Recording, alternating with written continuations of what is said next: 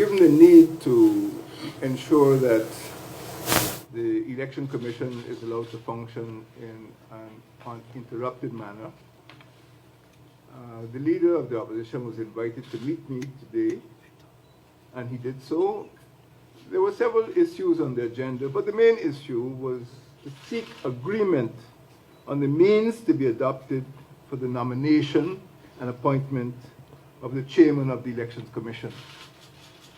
So our discussions, which lasted just about an hour, were clearly focused on the means, not the nomination, the means to be adopted for the nomination and appointment of the chairman of the Election Commission. We feel that unless and until the chairman is appointed, the work of the commission will not be able to move ahead as quickly as possible.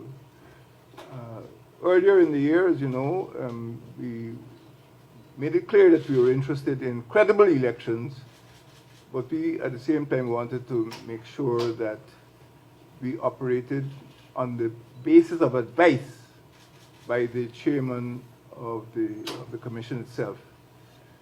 And in that regard, I met with the chairman. I also met with the leader of the opposition to ensure that the Guyanese are given every assurance that everything is being done to implement the decisions of the court and to ensure that the elections were credible.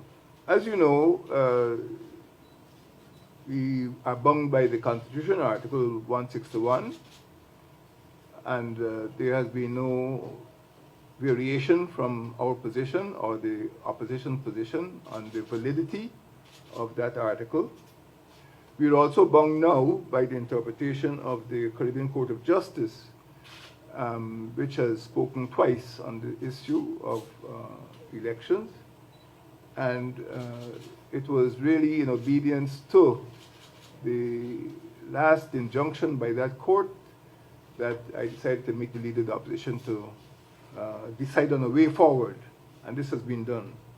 I think it's a move forward towards the appointment of the chairman of the commission, and I'm confident that once there is a chairman of the commission who enjoys the confidence of both the opposition and the government, the commission itself will start to function much more smoothly. As you know, there has been some absenteeism, of people have walked out, people have prevented the commission from functioning.